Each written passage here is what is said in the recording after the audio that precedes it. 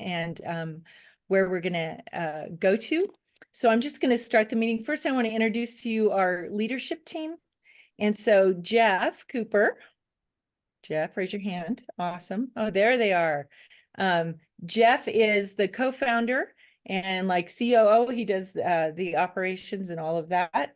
His background is in private education and adventure ed, and that's where we got to know each other. So I'm just really thankful to work with him. Very talented. He's the one that makes all of this work. I have two microcampus directors and branch campus directors. So Mike, raise your hand. There's Mike. And Mike has a background in business and the military. And so he's just brought a lot of really great customer service and business ideas to our organization. We're very thankful to be working with Mike. And then Don Lamping is also a microcampus director, I guess we're calling you, or coordinators. And Don and I have been friends for a long time in the homeschooling world and the private school world. She's done many things as a business owner and a tutor, and she's especially really good with economics and math. So I've learned a ton from her. Really enjoyed working with her. And then last we have Josh Gallardo, and he's the one that is also helps make all this happen. The slideshow works with Jeff. His background is a pastor and missionary. And between the 5 of us, we have 20 kids. And there's 8 grandkids, and most of those are mine. But we are really passionate about what we're doing. Also with Josh, he's a second-generation homeschooler. And so that's been awesome to have him on our team because he brings just a great perspective to what we're doing. So welcome tonight. We're glad you're here. We are a nonprofit that is board run, and our board currently is Caleb Waller, Mike Crow, and Jack Kirkpatrick. So they've been a great board. And so I wanted you guys to know that. And I just want you to take a look at our growth. The first year we had 1 micro campus. That was Leslie, Jeff's wife. She did a great job. And we had 2 branch campuses and 171 students. And then this year we have 28 micro campuses, 6 branch campuses. We had 770 students. We're looking to this coming year, we're projecting 39 micro campuses, 10 branch campuses, and we are capping it at 1,400 students. So next year, 25-26, the following year, we're excited about the growth then, and so people can get on the wait list. So we're just excited about the trajectory of our organization and what we get to be a part of. So tonight, we've already been through the first 3. Look at that. Welcome, overview of growth and the leadership team. I'm going to turn it over to Dawn to talk about the organizational chart. We're going to update you on the rules, and we appreciate those of you who were involved with that. And then Jeff's going to talk about what contracting looks like and those enrichment plans and show you examples. Then we're going to leave lots of time for question and answers. So if a question comes to mind, please throw it in the chat. And or write it down, and when we get through, we'll leave plenty of time to ask anyone on the leadership team questions that you have. So yeah, thanks again for being here, and I'm going to turn it over to Dawn. Okay, thanks, Renee. And it's so good to see some faces of people that I have yet to meet, and really glad that everybody's here. We have both our Western Slope region represented and the Colorado Springs area, and anyone here from Durango? Okay, I'm getting a message from a leader who might be wanting to come in. Okay. Let me just say yes, come in. Okay, thanks for waiting. So the organizational chart is where we're going to begin. And this organizational chart has been updated due to the recent rule changes.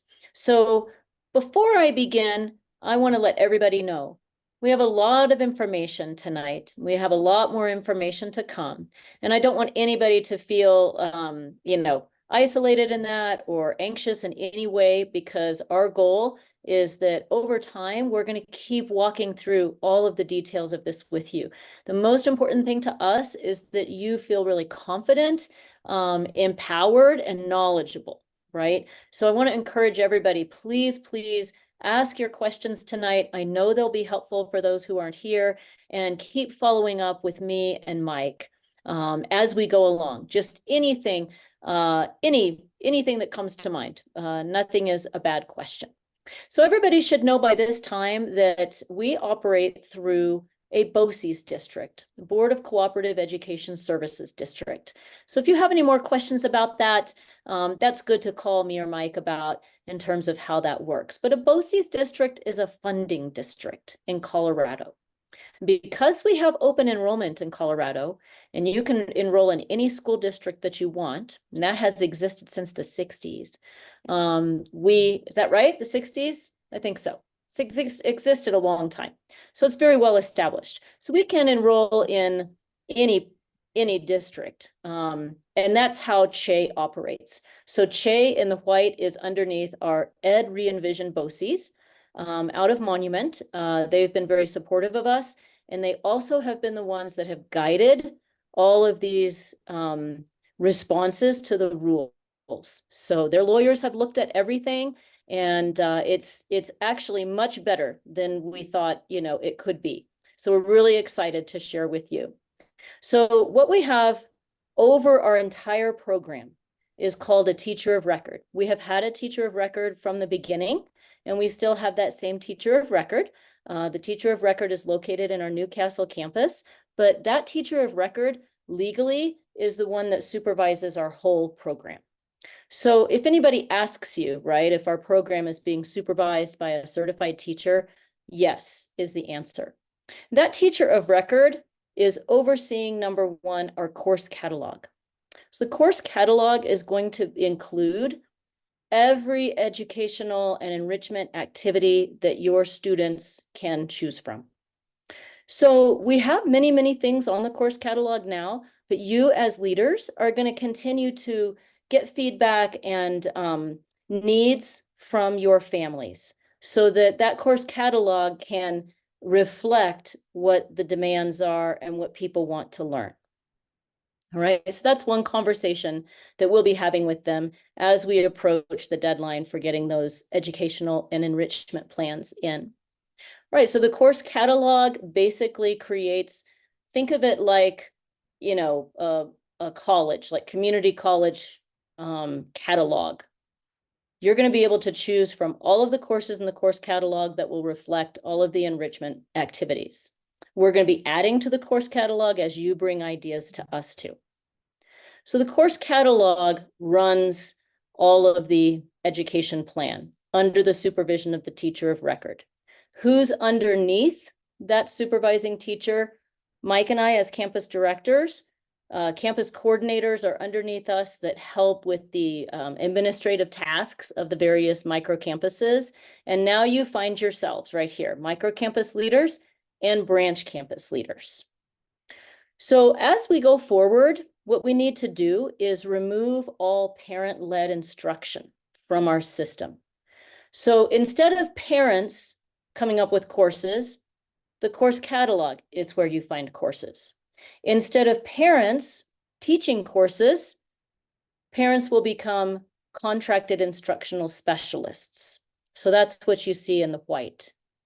So course offerings from the course catalog will be offered to an entire campus. So your job as leaders will become compiling your campus offerings. This is every offering that all of the families in your campus can choose from. So it's going to be totally inclusive.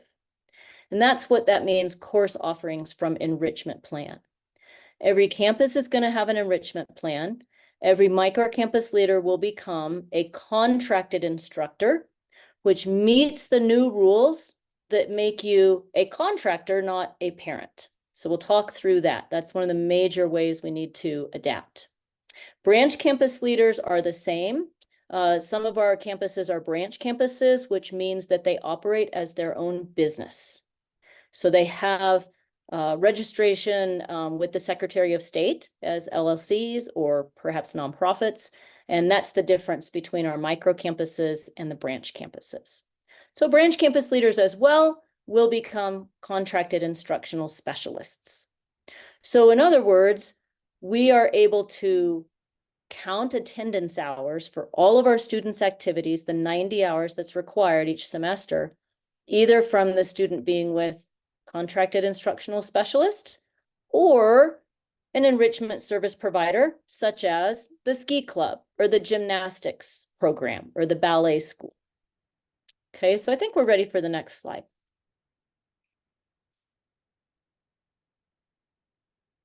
All right, so first of all, thank you to everybody who wrote letters and came out. Our voices were very powerful. We really made a great showing.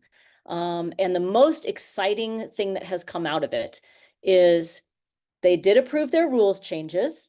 We are going to be able to go forward with our program pretty much the same as before, except parents will not be able to teach. Contracted instructional specialists will be able to teach. But the main thing that is great, and I believe that we were very impactful, the Department of Education backtracked on a thing that they took away. They took away the local school board ability to define the supervision of a licensed teacher in order to count attendance. And at the last minute, they put it back in to the rules. So we're really happy for that. And that's why we have our teacher of record supervising our whole program. So kudos and thank you to everybody who did that. So we are going to go forward really confidently. Like I said, our BOCES lawyers have approved all of our program and it's under that structure. So I think we're ready to go for the next slide and let's just get into it. And again, please write your questions. Okay, this is something that for those of you who have not been following closely the rules changes, just follow along the best you can. All of this will be recorded. You'll get a copy of the slideshow so you can go through it later. Anybody who has any questions about this, you can contact Mike and I. We've been really swimming in this pond for many, many weeks now, and we'll be able to explain anything to you so that you are confident in how you communicate to all of your families in your micro campus. So let's just go right into it. This is after consultation with our lawyers. And so how are we going forward in compliance with the rules?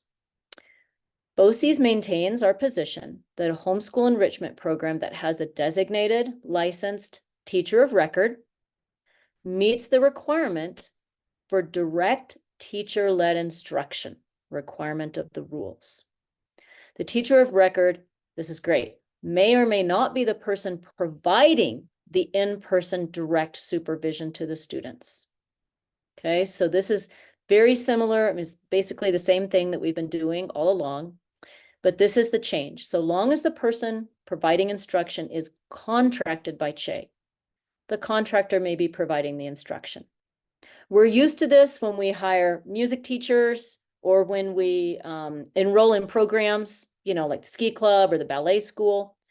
And the one difference is that microcampus leaders, branch campus leaders, and parents as chosen now can become instructional contractors.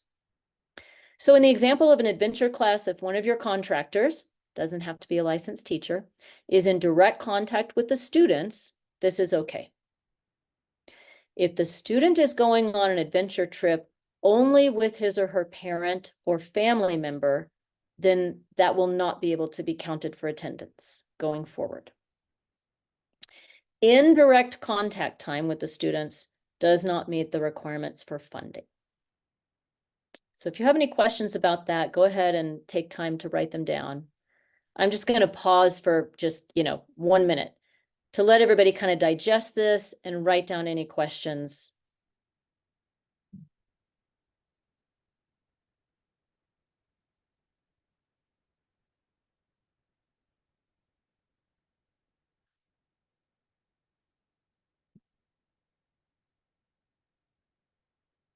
Okay, let's move on to the next slide. Okay, this is really helpful. The main thing that we want to understand in terms of what the Department of Education wants from us, what's important to them is that parents are not just teaching their own children. Okay, so when the money comes in to your microcampus or your branch campus, the Department of Education does not like having it seem as if the voucher money is going directly to the parents. So we want to learn this new language, kind of get our new, land legs under us. And like I said, it's going to take time. We know that this is going to, be something where we have some questions. So I just, again, want to say to everybody, there's no rush with this. We want to make sure that we take the time and you all have all of our guidance and support. So parent-led instruction will not be able to be counted going forward for attendance. Contracted instructional specialists, that time with students can be counted for attendance.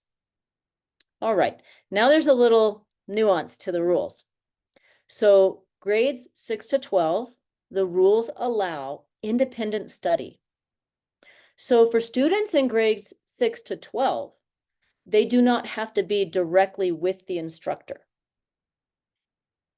So what would that look like? Let's take an example. Let's say that a high school student takes an online STEM course and the teacher for the course is not always there. Sometimes they might be watching videos. That's okay. I had a student who was studying for GED because he was in grades 6 to 12. He was using Khan Academy and GED.com, and he was doing this as independent study. So that's okay for only grades 6 to 12.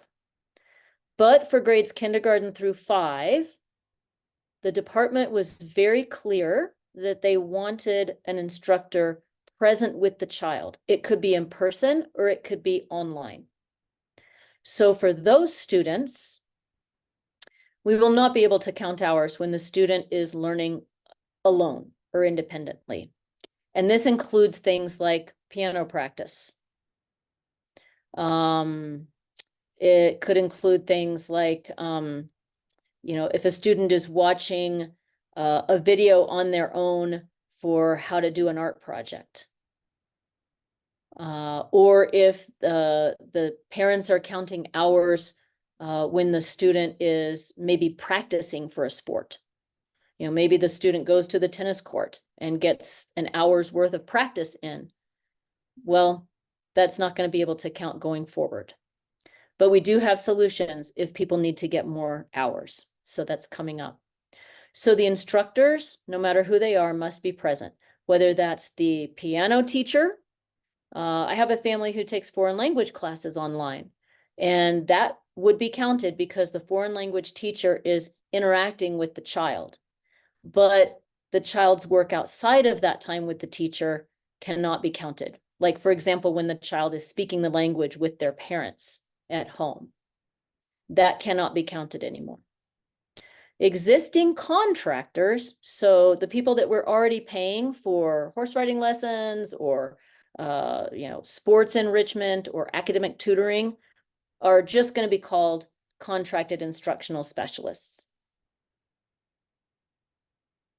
Okay, next slide. So the next question is, how do I become a contracted instructional specialist? What do I need to do? So we have our contractor button already on the CHE portal, and we feel that it's following our level of standards for integrity, that if we're going to hire you as a contracted instructional specialist, that we have your resume on file. It's definitely required to have a background check and fingerprinting, which campus leaders should already have. CHE will pay for the background check and fingerprinting for campus leaders. Parents who want to become contracted instructional specialists, like a dad who teaches skiing, or a grandfather who knows a lot about wilderness survival or something like this. They will need to be paid for by the microcampus. So we can talk about this. Any questions you have. It costs around $50 for that. So we have to get a resume, a background check, and fingerprints for every single instructional specialist. If that person is already a leader, Che will pay for that cost. If they are not a leader and they are a parent, then the microcampus will add that to their microcampus expenses. All right, so then the next steps are that the person just goes through the same steps as everybody already has. We will add you to the Gusto pay system. You'll sign up with Gusto, or your parent, whoever is getting certified through us. Probably shouldn't say the word certified, who are getting hired, contracted. They go through everything in Gusto. They sign their contract agreement. And then if that person is charging money, then the microcampus leader submits the invoice. Does a contracted instructional specialist have to charge money? No, they do not. So any questions you have about this, we can talk about in the Q&A. But each contract agreement will be individualized to that particular contractor. So a parent who is getting Che funding, paying for their ski pass, for example, on a day that they're teaching some kids skiing, that proves legally that they're getting something out of the contract, but they do not have to be paid money. So we can kind of think that through. You all will have to determine how that works in terms of your budget and your expenses, but this does not have to be an expensive thing for your microcampus. Okay, so any questions, just keep them coming. Okay, next. How's this going to affect us? So existing contractors, people that we already have in our system and we pay, no change at all except the name. Everything else is the same. Practice time, that is going to change because a lot of people now get many of their 90 hours through individual practice. We will have to have ways to replace those hours, and we do have some ideas going forward that we're going to get your opinions on. But one way to replace them is with the contracted instructional specialists. You can kind of think about what does that look like for your campus. Parent-led instruction will not qualify for attendance hours. So let's take the example of the student who is in Russian language course online. Her father speaks Russian, okay? So if her father were a contracted instructional specialist, and after her online class, he also was working with her on Russian pronunciation and conversation, that would qualify for attendance hours. If he's not a contracted instructional specialist and they speak Russian in their house and they're working on, grammar and conversation, that would not qualify for attendance hours. Okay, so parents who want to become contracted instructional specialists will be able to provide instruction for attendance hours as long as they are instructing a program that's offered to the entire microcampus. So what that looks like, let's take the Russian-speaking dad, okay? The Russian-speaking dad needs to then have Russian language offered to the whole microcampus if he wants to do it for attendance hours. He might decide, too much of a trouble. We're just going to find another way to count those hours. Perfectly fine. But if they do want to try counting those hours for attendance, then he's going to put that on the offering and needs to also be ready to include other students, anybody who signs up for Russian conversation. He could meet with them online, for example. They could get together at a park. As long as for K to 5, he is present during the time of instruction. For 6 to 12, he could record a video or chat with the student, through text, and, the student could get back to him later. For grades 6 to 12, that would be okay. Or he could say something like, watch this video on YouTube, for example. And that would be part of that student's independent study plan. Okay, I'll just pause for a second to let you guys write or text any questions.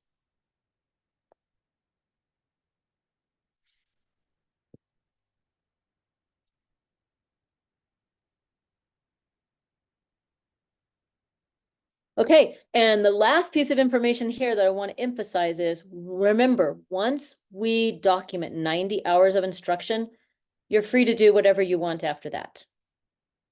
And the hours of instruction do not have to be one-to-one connected to the spending of the money. So for example, one family might want to get their 90 hours, with a contracted instructional specialist, let's say plus some gymnastics or ballet. Plus they get together in their microcampus and they have nature study, right, with an art instructor, and they draw, the birds that they see. Okay, if that's their kind of suite of things that they're going to use for attendance, soon as they get their 90 hours, they're completed with that requirement.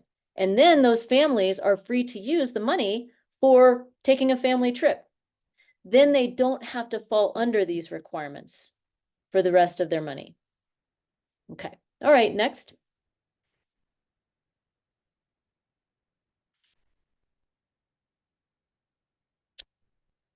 Jeff, are you doing this or am I doing the left side? Why don't you do what you want, and I was going to take over at the camping overnight part. Okay, awesome. Yep. All right, so this is just clear guidelines for what counts. This is just nice to come back to. Okay, so this is kind of like a checklist. So as you are thinking through and dealing with all the realities of, this and that, can we count? Can we do this? What can we do? You as a leader, just internalize these principles, and then you can kind of compare anything that anybody wants with this list. So, question. Is the person providing instruction for attendance hours contracted by CHE somehow? And we know the ways. They're a regular tutor or contractor. They're a contracted specialist within CHE. Could be a parent, could be a microcampus leader, or they are a business, right, that we purchase from. All right, check. For K-5, is that instructor present physically or virtually with students? For those that followed the Board of Education, they call this synchronous instruction, taking place at the same time. And for K-5, it has to be synchronous. So the instructor is in real time interacting with the student. For 6 to 12, they call this asynchronous, meaning the student and teacher don't have to be in the same place at the same time. So independent study is okay for 6 to 12.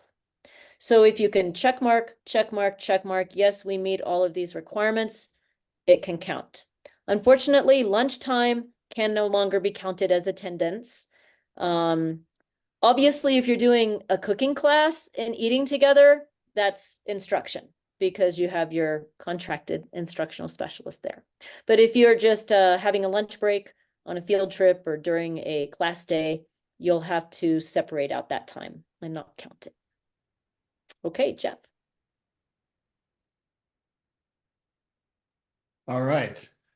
So one of the big questions that we have had, especially in the realm of doing outdoor trips, is how do you account for travel time? When is it allowed? When is not? And I've asked a lot of questions to BOCES about this, and I think we finally have landed on an answer that will satisfy both the Department of Ed and fit within the guidelines of what they're asking for us. So there is a example in the new rules that talks about how you can use courses as a gauge for activity hours. So for instance, if let's say Renee and I both take a calculus class, she is vastly superior in math than I am. So this calculus class will take her 20 hours to do, while it'll take me 40 hours because I'm slower. And so the state will say, well, this calculus class is counted as a 40-hour class because of everything that you study. Now, if Renee can do it in 20 hours, then good, but she's not going to get penalized to say that that only takes her 20. So it's a 20-hour class for her, but it's a 40-hour class for me. So we're taking this concept and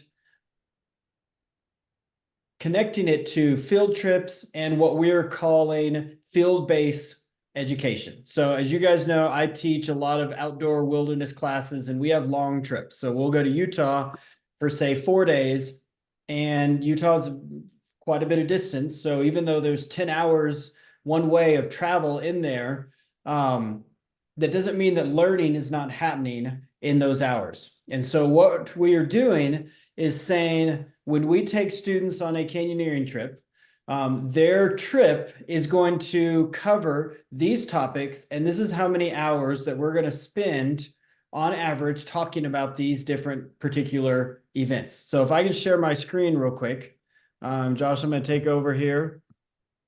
And all right, does everybody see that? This document here? Nope, not yet. Now we got it. Okay, perfect.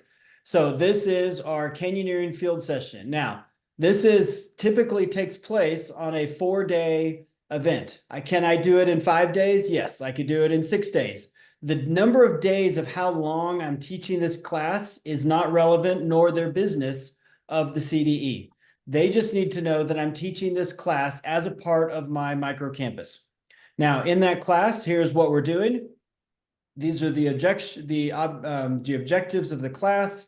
And then this is where I get the time. So we're going to spend 8 hours talking about camping skills. Backcountry cooking is 6 hours. Leave no trace, leadership, navigation, canyoneering, blah, blah, blah, blah. All of this equals 50 hours. So when a student finishes taking this course, they will have 50 documented hours of activities that can count toward their 90 hours because they did this class. I don't need to report that they drove 10 hours to Utah or 2 hours to Pueblo. It doesn't matter. This is what they learned, and this is the course. So you can then take this and go, well, we're going to do the same idea for a field trip to the zoo. Okay, we're going to go to the zoo in Denver. We also may see the Natural Science Museum, or if they have one, history. I'm not sure what museums are out there, but it's going to be a 5-hour thing. We're going to write up a little description, 2 hours learning this, 3 hours this, 4 hours this. And that is our field session for our activity. And it's going to equal 5, 6, 7 hours, however much you want. And then you'll document that into your enrichment plan, which we'll talk about here in a little bit. And that is how we are going to account for field-based activities. So if you take a family trip to, say, Yellowstone, and you're going to, want to count this as an activity and your microcampus is going, then think through, what are you going to teach? What can they learn? How many hours can you write about? Make a document, something like this, of what the hours are, and then you stick that in your plan and say, we're going to go do a field-based learning to study this. And we will know that you went to Yellowstone. The CDE doesn't need to know that you went to Yellowstone. They just need to know that you did a field-based course on biology or botany or whatever it is. And this is what you learned and studied and how it took place. So I'm going to stop here. Josh, we can go back to that slide.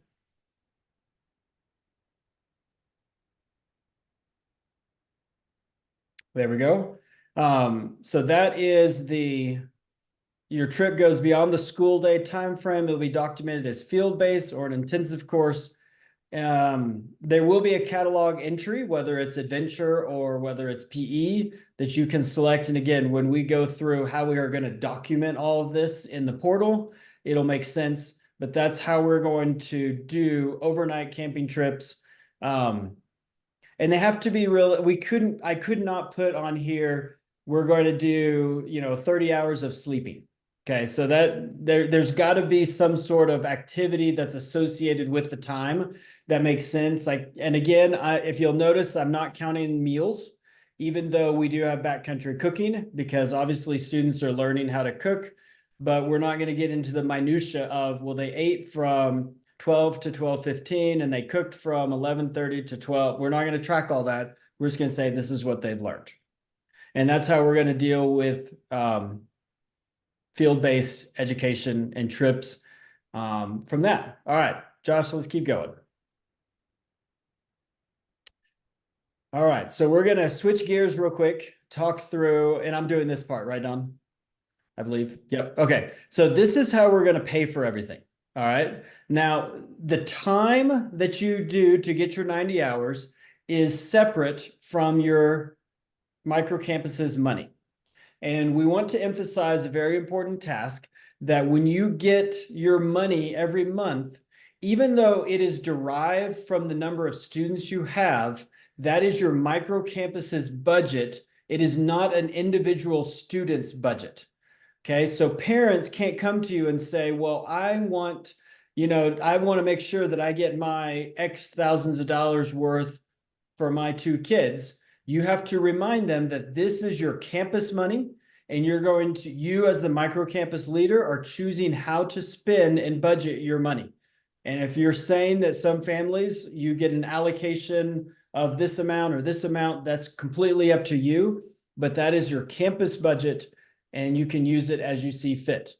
One thing I think we have not mentioned that we're allowing is if you have a microcampus this year and you don't spend all your money, that money will roll over to next year for you to use in next year's microcampus budget. What we don't want is this feeling of like, well, I'm going to lose this money, so I might as well spend it on things that don't matter.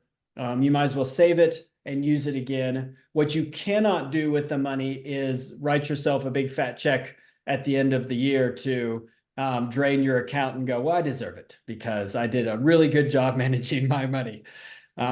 So we still want to benefit your families.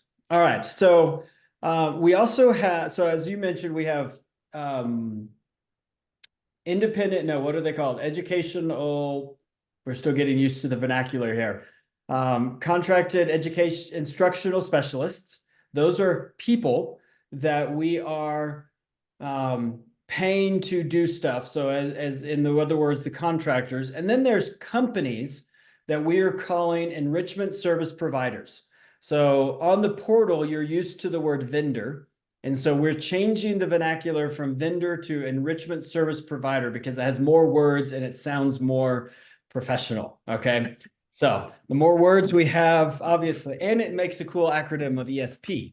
So we like that as well. So you have 2 options to pay for those enrichment service providers. Number 1 is you have your Divvy card. Okay, this is the easiest, the best, and the cheapest method. And you will go to, say, a swim company or your gymnastics gym or whoever can take credit cards, and you pay with your Divvy card, and the same process works. However, if that enrichment service provider does not accept credit cards, then again, you would submit an invoice to Che, and then Che would then write a check and pay. Now, one thing we are going to be adding next year is a service fee for us to process those. You can imagine how many different requests for funding that we have with 38 microcampuses and a lot of branch campuses. And so in order for us to maintain a staff, and we're not killing poor Josh and the team that writes the checks, we're going to add a small service fee into that to help cover the staff that we need to increase so that we're not burning anybody out writing checks. So if you want a freeway, Divvy, that counts. If you want to have to request a check, request a invoice, there'll be a small service fee. We don't have those numbers out. They're not going to be outrageous by any means, but that will be one change from last year. All right, moving on.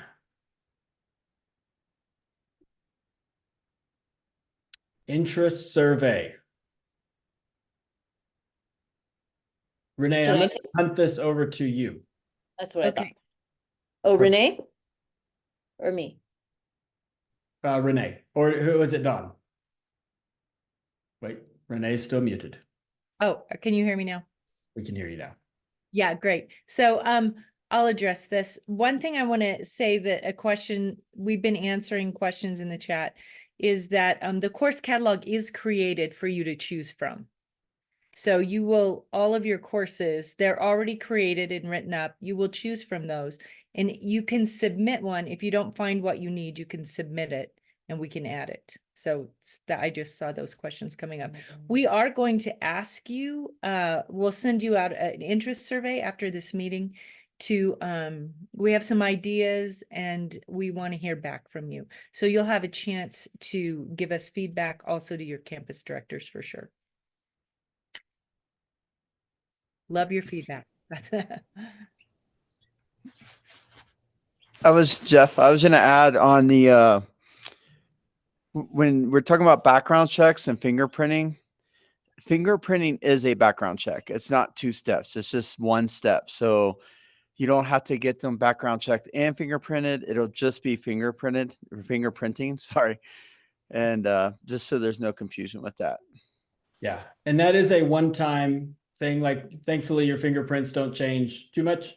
So once you get it done, it's not like you have to go back and every year get fingerprinted again.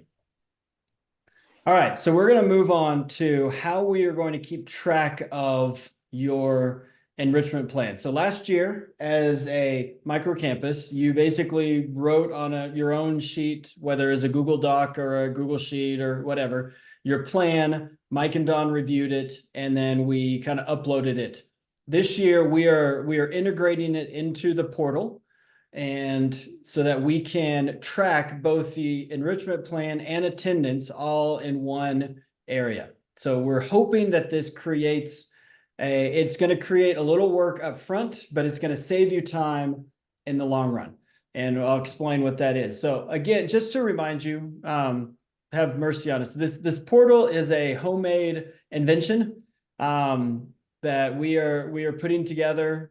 There is not a SIS program out there that really would do what we wanted it to do. So Lindsay Rowe turned me on to Airtables, and from there we just started going crazy building things. So if there are areas that you're like, man, it would be really nice if it could do this, let me know. I can tell you if it's not. There are limitations with the software that we have, but there are a lot of things that we can do. So if there's ways to make life easier, we will do our best. But it is a homemade program for us. So I'm going to share my screen again, and I'm going to pull up. This is the leaders portal. Everybody see that? Perfect. All right. So this should look familiar. I want to make note of one thing that we did change. We're trying to streamline this side over here. So there used to be there used to be incident report, videos, all of that. We stuck them under resources. So now help desk, support videos, incident reports, blogs, course catalog, all of this is under resources. So if it used to be here and it is no longer there, check on resources because they're all there, and you can still go to help desk, support, tickets, and everything there. What we want you to focus on, first of all, vendors is now enrichment service provider. And so we are making that change slowly. I know it's crazy. And then we will next year get rid of the word vendors and the transition will be complete. All right, enrichment plan. So what enrichment plan is going to take the place of is your written plan and your attendance all in one. Now, this is for micro campuses only. Branch campuses, this does not pertain to you. We will have another meeting, I think, on Tuesday. Your task will be slightly different than what micro campuses have to do. So what we're going to do is request that at the beginning before the year starts, this is where you're going to put your plan for everything that you're going to accomplish in order to get the 93 hours or the 90 hours. We are recommending that you provide a bit of a buffer into it, maybe do 95 to 100 hours just in case, but at least you need to have 90 hours. Now, once you make this plan, it's going to sit here, and you'll notice here, this is all sample data. This is not actually our plan. But if I sort this by date, you'll see we've got some group lessons, Utah trip. These are the number of hours that we're predicting. And when that happens, then we're going to come over here and we're going to say, now this trip happened.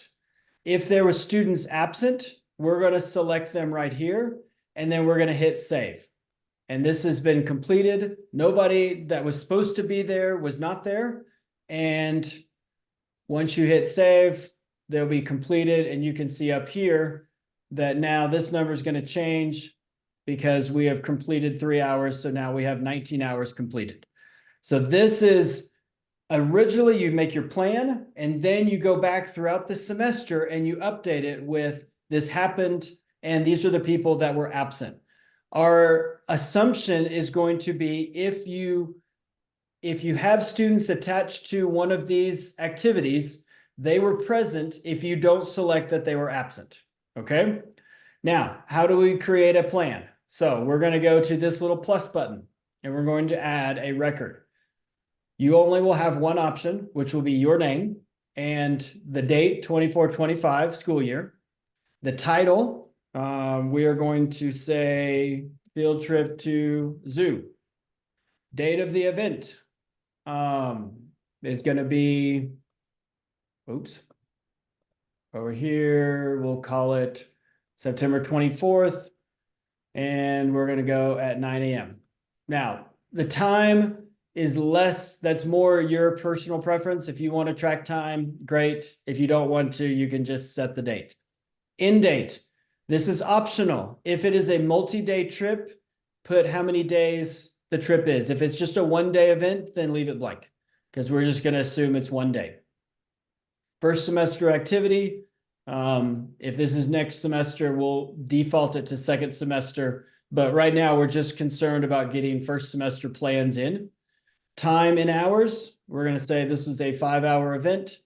Now, course department.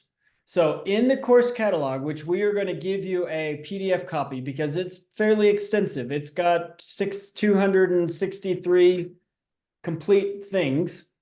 However, they're listed into about 10 different topics. These are only the topics that we really care about. Okay. So this is we'll call this science because this is a trip to the zoo.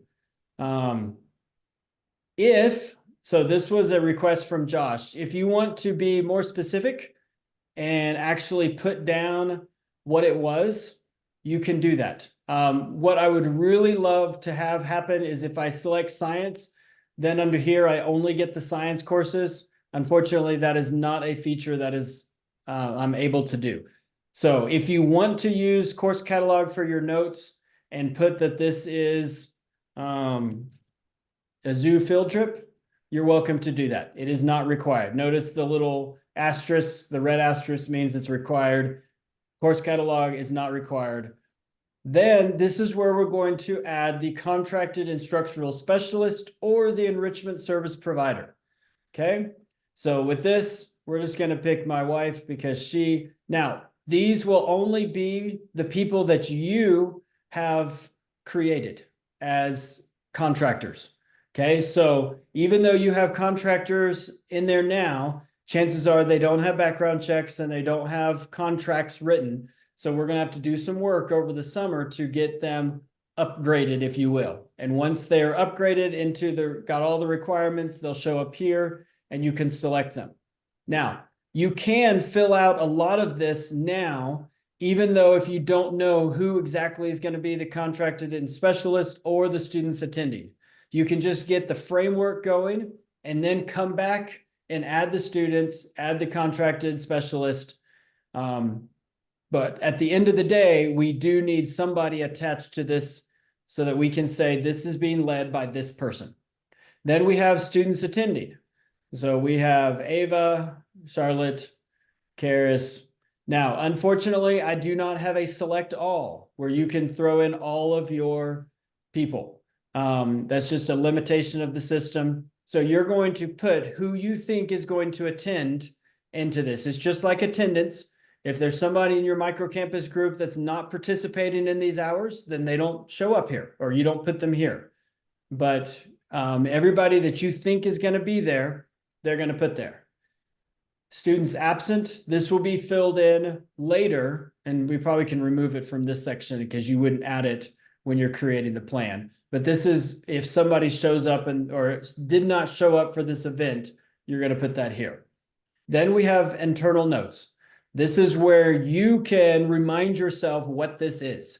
This is not going to be shown to the CDE, but this is helping us. So if we get audited, then we can go back to these notes and prove that this was a legitimate activity, and here's the notes for it. So this is helping you protect in the event of an audit. That's what this whole system is trying to buffer against, is an audit of the CDE, because they will audit us every single year, and we have to, or BOCES will audit us every single year. I think the CDE does it every other year, but we have to have proof of we're providing 90 hours for these students, and this is where we're doing that.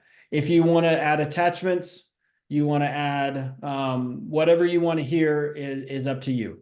And then we hit save. And then that now gets added. You'll notice semester total is now 98 because I had field trip.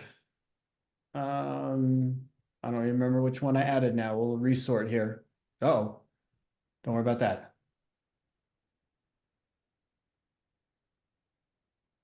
And I can sort by this.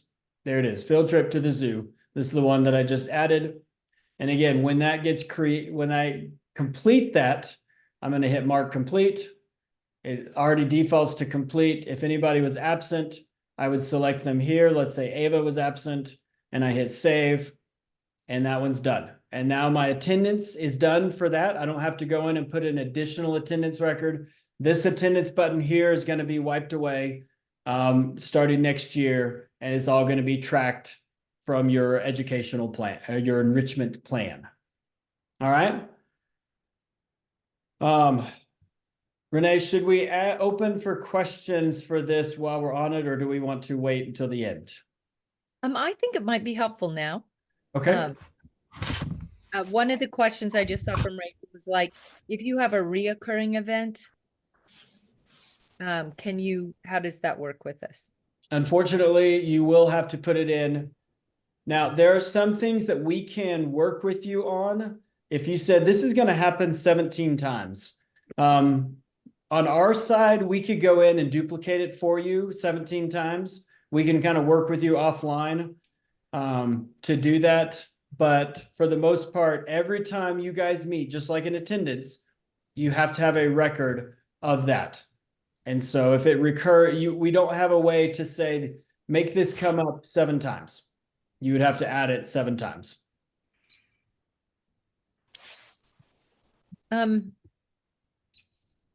Other questions? We'll open it up kind of to the floor. And I know Tim had a question, Lindsay.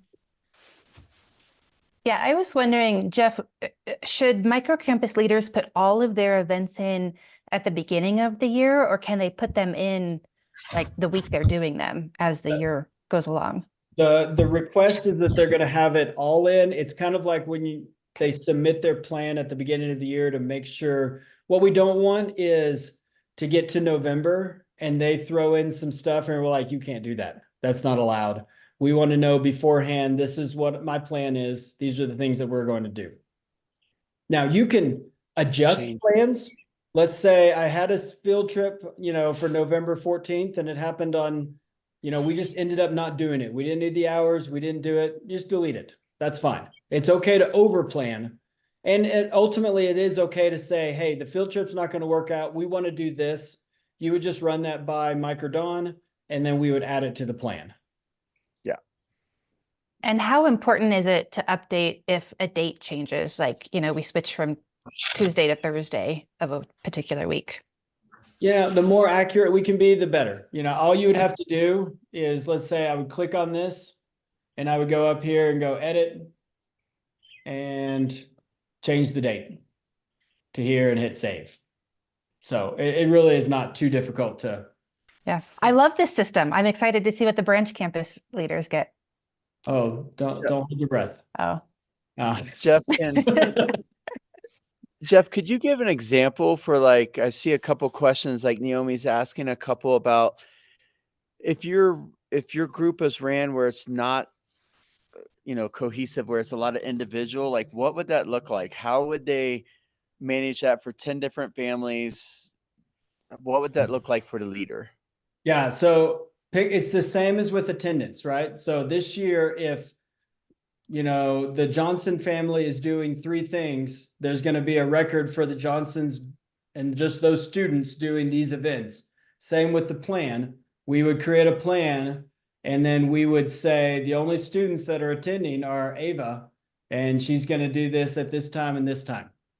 Now, here's the exception.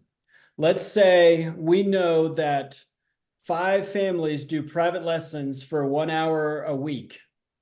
And so we're going to create a entry that says private lessons. And we're going to say it's going to happen this week. And these are the people that have private lessons. And as long as all of them do their private lesson, you're just going to say they did it. So we don't care necessarily the minutia of Johnny did violin and Sarah did dance and Alex did gymnastics. We just know these people are doing private lessons for this week. And we're going to just pick Monday as the generic day for this week. But we would like to track it on at least a weekly basis for the hours. So on the front end, I think it's important to realize if I was running my campus like that, I think it's definitely to be a little more heavy work wise. But like Jeff, I just want to reiterate, this is not the family's money. This is the micro campus leaders, the micro campus's money, and your job as a leader is to manage it. So you're able to pay yourself an administrative fee. You'll have to take some from that budget to cover the fingerprinting. You'll have to use that money a little bit differently because it's not a flow through to the families. It's definitely the micro campus's money. So just try to keep that in mind. Like when you're looking at it saying, wow, this is going to take me a lot of hours. Like if you're Fabi or Karamia or Chad, the way you guys have to set it up, it's going to definitely be more labor intensive on the front end. So you do have the ability to compensate yourself for that. Are we allowed to still let parents initiate or I'm sorry, but the proper term, I'm not calling them parents, but are we allowed to let them initiate the charge still? Or like I as the microcampus leader have to enroll and pay for gymnastics lessons and piano lessons and whatever? So Or you can still do the virtual cards that we've done in the past, but at the end of the day, you as the micro campus are in charge of every dollar that's spent. If Right. you give that ability to someone else with a virtual card, that's your prerogative, but you just have to make sure the receipts get in and everything. Okay. Thank you. Question. Yes, Karamia. Okay, so I'm hearing contradictory statements. I'm hearing you could pay yourself and then you cannot pay yourself. So which one is it? What do you mean? You can't, but they said earlier, Karamia. Like where you said like if there's money left over, we don't write ourselves a big check if there's money left over. But then you're saying you have to make sure there's money for you to get paid. So I thought you paid us. No, When you say so if you have 10 students, Karamia, that's 25,000 for the year, right? If you say, look, we're paying you this much from Che to run your micro campus. If you find that I have a whole lot of extra administrative work, or I'm going to hire somebody to do this, that money is the campus's money to say, well, I'm going to hire somebody for $2,500 out of that 25,000 to manage that. That's up to you as a leader. But what Jeff is saying is at the end of the year, if you have $5,000 sitting in the account, I wonder if I can take a bonus. That's not allowed. But you can run, it's a budget that you're managing. Okay. Well, and that makes more sense. yeah, and also your budget has to be approved by the micro campus directors, Don and Mike. Correct. So part of trying to decide what to do that money is, ask Don and Mike. They'll tell you what's okay. And what's Correct. reasonable to reimburse yourself for the work you're doing. But you still are getting a check from us that's not counted with your microcampus funds. That hasn't changed. Okay, and you said about independent study. I understand that. What I think I asked the question, but I don't think I got an answer. I'm not sure. I can't find it. Like say they go to a co-op and get art classes, independent study can be in person or online. And if they go to a co-op and get art, would that count towards their independent study? Do I have to label it art? How do I label things? Don, you want to field that? Or is it just a general independent study? My apologies, I was answering questions in the chat. Oh, so sorry. Okay, so can you repeat real quick? Okay, so we talked about independent study for 6th to 12th grade, Mhm. and that it can be in person or online, like Khan Mhm. Academy. I wrote that down. Mhm. So like a co-op that I would be paying, say out of pocket, and an art teacher, she gets like art 1 hour a week. Would that be able to be counted as independent study? And do I have to label it, or can I just generalize independent study? So the requirement for independent study is that the student have a plan, like a documented, here's what I am going to do. Kind of like Jeff's canyoneering trip example, okay? If you are counting hours for any teacher that works with that student, yeah, that could be part of the plan, but they would need to be in our system and fingerprinted in order for those hours to count. The plan for independent study can also include, let's say it's art, watching art videos, or the student might attend a museum on their own. I mean, if they're in high school, that's possible, or with some of their friends. They might take that trip with a group of their friends. We're going to the Denver Art Museum. We're going to, look at the cool art. As long as that student is able to describe kind of what's the educational purpose, what's the learning they're going to get from that, all of that can be part of their independent study. So those hours could be counted for them. Does that answer? So you're saying that if it's independent study and it's a teacher, it has to be a CIS. Is that correct? Yep. They have to be, for liability purposes, they have to be in our system and fingerprinted by us. Okay. And then online, it could be anyone. And online, obviously, yeah. I mean, yeah, for that age, it could be a live class like OutSchool, or it could be the student watching videos. That's also possible. Now, let me add one more thing about independent study. Under independent study, that student is required to document what type of assignments are going to be used to evaluate their learning. So, thinking creatively, that may include practice time for them. So that's a way to count practice time. If they have in their plan, well, here's the assignments I'm going to do. I'm going to produce, 5 different art pieces in different media. I'm going to do an oil painting. I'm going to do a drawing. I'm going to do animation, whatever. If it's part of that independent study plan, they're already independent. So that is a way to get practice. Our youth orchestra here requires instrument practice to be part of the youth orchestra. So if I'm doing independent study, doing the youth orchestra, counting my practice hours as attendance, as long as I'm a 6th through 12th grade student, I'm able to do that. Yeah, and I also I see a lot of questions coming up with if we are contracting with a company, we're calling that an educational service provider, the ESP. If you're either online or in person, they are the contracted entity. So you can count those hours. So there's those 2 ways, right? Either you have a contracted instructional specialist, which is the micro campus leader or whoever decides they want to do that and apply for that, or it can be that educational service provider. So I think, and yeah, let's go ahead with some more questions from.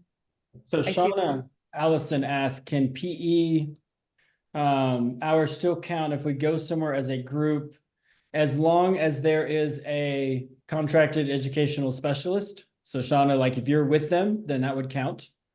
You also asked, can a gym hours count if they're working with a contracted trainer? Yes, absolutely.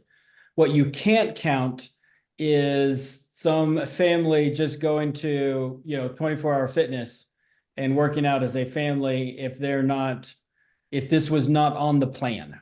So Okay. if you have a plan that says we are going to meet every Tuesday at 24 Hour Fitness to work out, and there's a contracted educational specialist there with you, that counts.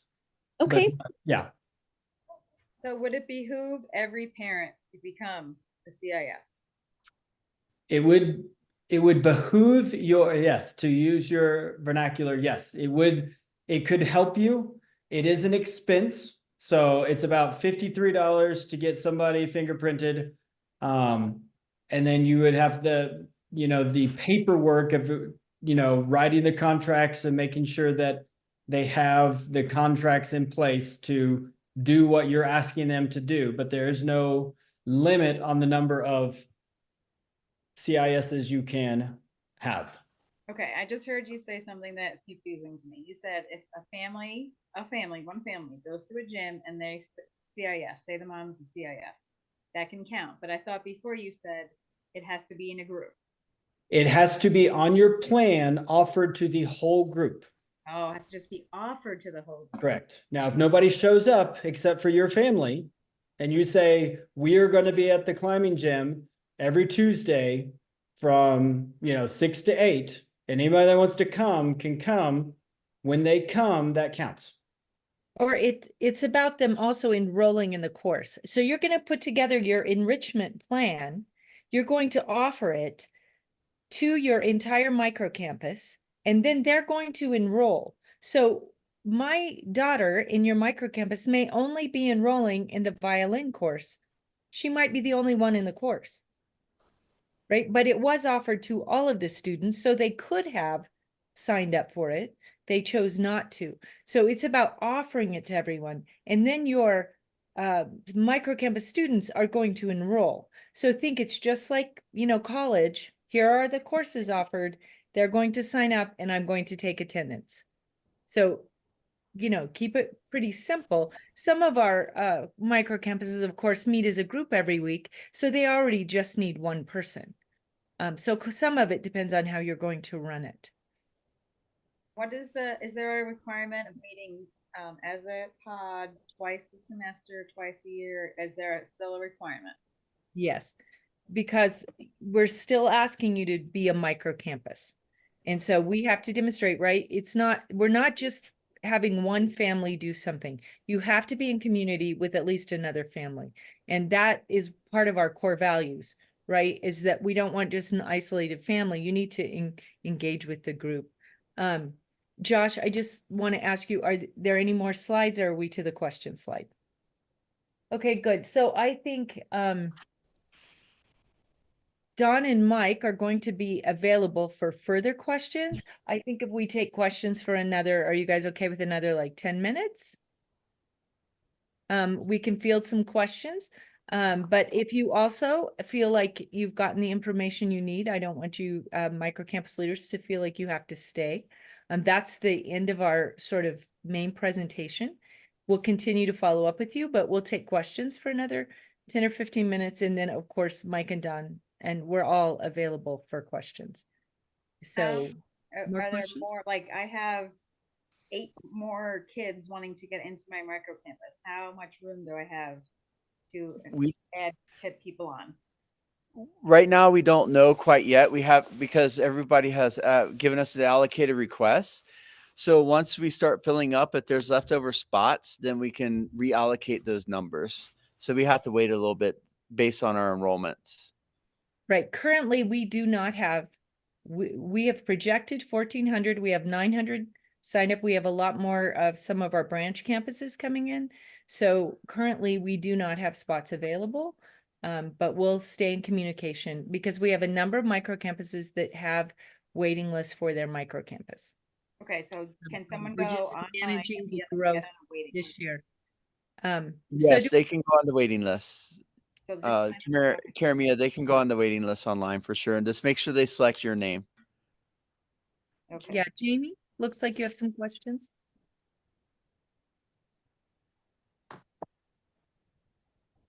Jamie Lawrence?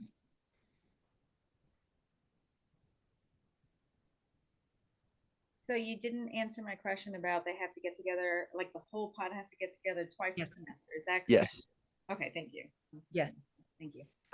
Jeff, quick suggestion, maybe since when the families that are ran more like Caramias and Fabi's, when they're inputting their plans, maybe we should have them be able to select a disclaimer that this is open to the entire campus. That's already in our policies. So when they sign up, right? That's an overall CHE policy. Whatever a micro campus is offering is open to the whole micro campus. There's not an exception to that. Also, Okay. I had a suggestion. I don't know. But like when you go on the website, there's just a bunch of names. You don't know what they're doing, you don't know what they're about. Like, is that gonna change where they can like click on, or this is just like word of mouth, this is what we're doing? Do you know what I'm saying? You mean Well- for the leaders, like leader descriptions? Yeah, like Well- what their pod is about, like Except our micro campuses are very small, is the idea. If you're a branch campus, you're going to have your website, you're going to have things out there. But our micro campuses are initiated by micro campus leaders. And so they're a set number that we're allowing. So we're not really putting it on the website for just the general public to sign up for your micro campus. Right? It's a very specific, we have approved you to do what you're doing. And so, I mean, we could consider it. We'll definitely think about that. just one of my mom's ideas. Like, how do you find something like their age group? Because our pod has teenagers and 5-year-olds. So she's looking for more people to find for her younger kids, right? Or she only has younger kids, so she's looking for more, friends for her children. Yeah, Mike is a great resource for that because he knows all the micro campus leaders in the area. So she should reach out to him for sure. I had a Okay. quick question about documenting. I was loving looking at the plan, the enrichment plan, because it seemed a lot simpler as far as just entering science or PE or whatever it was we were entering.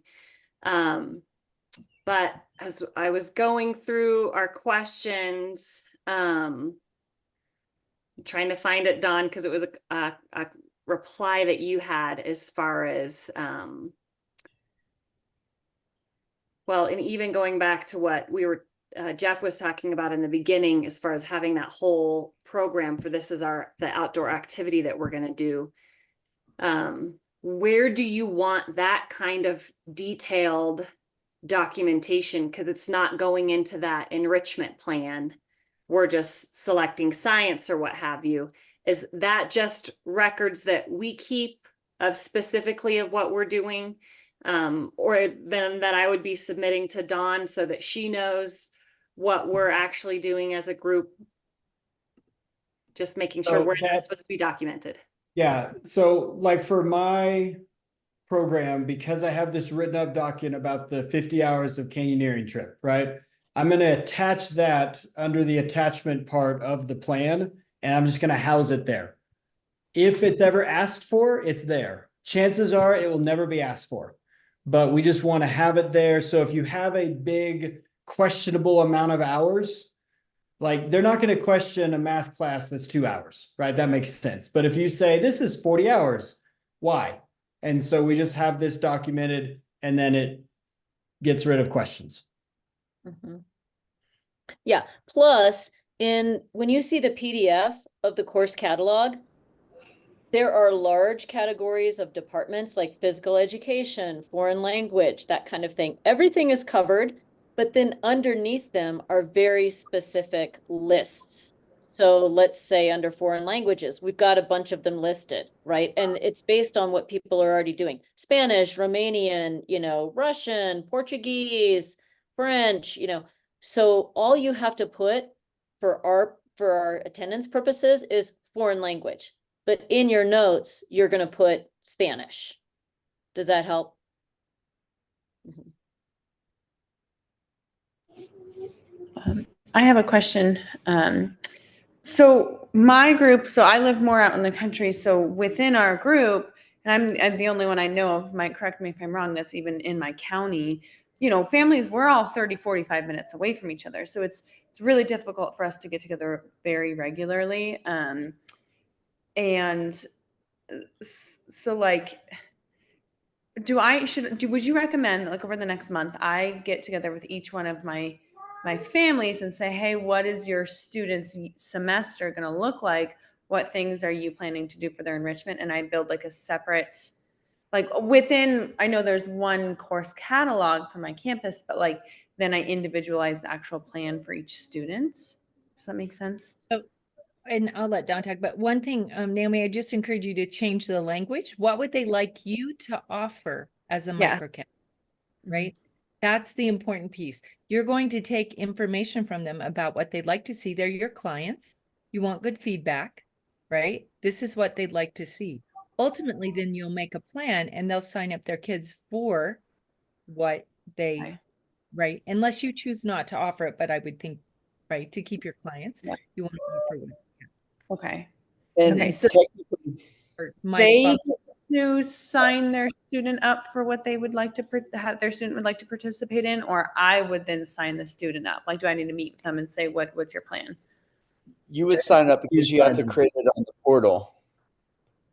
I'm sorry, I think a couple people were talking. Can you say that again? I said, technically, you do need to sign them up. You know, they Okay. you could send out a document and they sign up on it. But at the end of the day, you're the one that puts that into the plan. Okay, ahead of time, not just attendance, but the premeditated plan. Correct. So The portal, think of- yeah. So think of it, and this all can be done electronically, but think of it like a, you know, a course catalog that you get, like our, you know, the community college always has these, right? You can pick them up at the grocery or whatever, right? Okay, so it's like that. So you're gonna make your campus offerings like that catalog, and then you're gonna publish it by sending it to all of your families. And so they're going to let you know what they want to sign up for in your campus's published catalog. Does that help clarify? Yeah, So- and then I'll put that in June or whenever it's due. Mhm. So Okay. not every single family will sign up for every class, just like if I look at the CMC catalog, I'm signing up for 5 classes, but there are 100, you know. Okay. And they could change that if something changes throughout the semester. Yes. If need be. Okay, thank you. But since you have, let me just say for rural people, since you are far apart and just all the parameters of your situation, then that's a structure where you would probably want to make maybe all of your families contracted instructional specialists, right? So that if need be, right? If they're Right. gonna sign up, if you offer things like ballet class and climbing class, they're offered by a company that already exists. Okay, they don't need to be contracted instructional specialists. But if they are going to offer, learning to the whole group, maybe one of your dads, like I said, is a ski instructor. So if you add skiing, physical education skiing to your catalog of offerings, anybody can sign up. That dad needs to be ready to have other kids come along, right? But Yeah, sorry. not all of the kids are going to sign up for that. So then if students, if I put gymnastics on our course catalog and someone selects that, if they are going to an established company, there's no background checks or fingerprinting needed, correct? The kind of like how it has been this year? Because if that is an existing business, then they are already liable to do that if people are working with children. Okay, thank you. and we call that, I have a question. educational service provider. Okay, I think we're gonna wrap it up. I just want to again thank. We also have a support team And I want to thank them and then thank our leadership team. Jeff's done an amazing job, and Josh with the portals, and Don and Mike with being micro campus directors. So I just really appreciate them. And then again, thank you all for being on board. Jeff? I just wanted to mention two things and a thank you to two people that you might hear from. We have Thomas, who is working with alongside Josh in our operations. And so he is taking over divvy payments and invoicing and things like that. And then we have Kristen Ballou, who is working with admissions and signing people up. So if you get emails or messages from them, just so you can kind of put a name to it. And we are very much appreciative of them helping out on the team as well and keeping us going. So I just We wanted are. to throw that out. Thank you, Jeff. They're amazing. We will do training in person in August, and you'll meet them then. And but I know you guys have more questions, and so know that Don and Mike are available for follow-up. And we'll send this out, so you'll all have a copy of the slides, and that might bring up more questions. So this is just the beginning to give you an idea of sort of where we're at. And so we want to just stay in touch and answer those questions and be available. So thank you so much. We're so happy you're on board, and we're just going to let you go for the evening, but we're looking forward to doing this again. Thank you all. Have a really blessed evening.